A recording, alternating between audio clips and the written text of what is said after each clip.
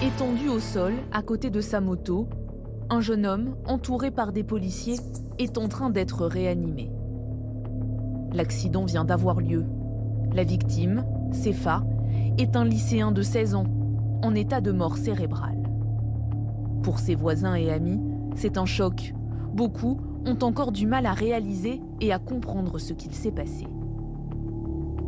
Chez moi, j'ai mon petit, il n'a pas été à l'école, il faut que je le ramène chez un psychologue parce qu'il était avec lui, il m'a pas 10 minutes avant l'accident. Et pareil, tout le monde c'est en pleurs, ma femme, mes enfants, tout le monde, on n'a pas été travailler, personne, on est en deuil à la maison, on ne sait pas quoi faire. L'adolescent est un amateur de 2 roues, un jeune du quartier extrêmement apprécié de cette voisine.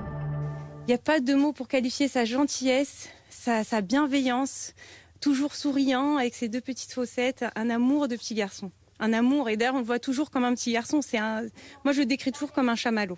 C'est pas un enfant, un délinquant ou connu par les services de police, c'est un passionné de moto, c'est tout.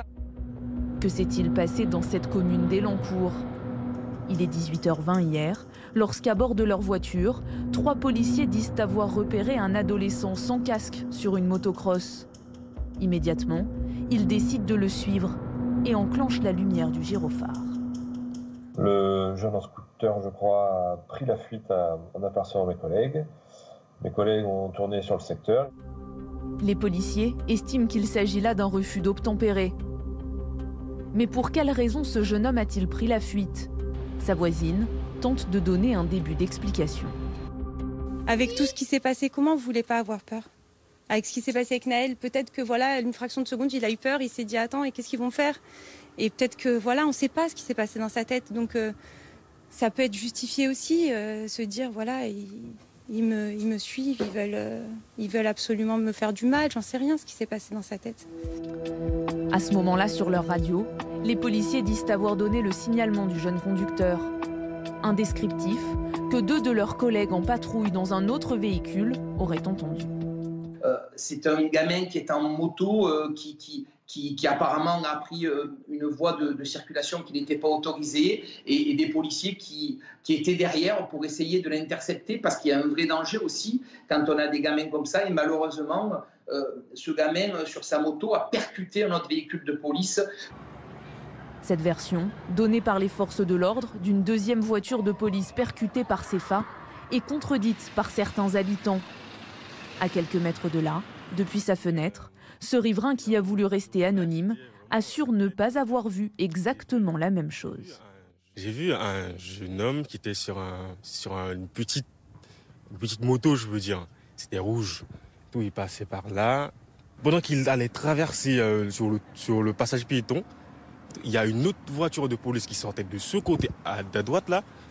Il sortait, et là, la voiture l'a percuté. Ce que j'ai trouvé bizarre, c'est que je n'ai même pas entendu un coup de frein. La collision s'est produite ici, à cette intersection. Sur cette vidéo, on distingue la camionnette des forces de l'ordre accidentée sur l'aile gauche et au niveau du pare-brise. Ce passant est l'un des premiers à arriver sur les lieux de l'accident. Il y avait plein de jeunes, ils s'étaient regroupés. Et j'ai appelé les pompiers directement, ils ont dit qu'ils n'étaient pas au courant parce que la police était en train de faire un massage cardiaque. J'ai appelé les pompiers. Et après, les pompiers sont venus 5-10 minutes après sur place et ils ont pris le relais.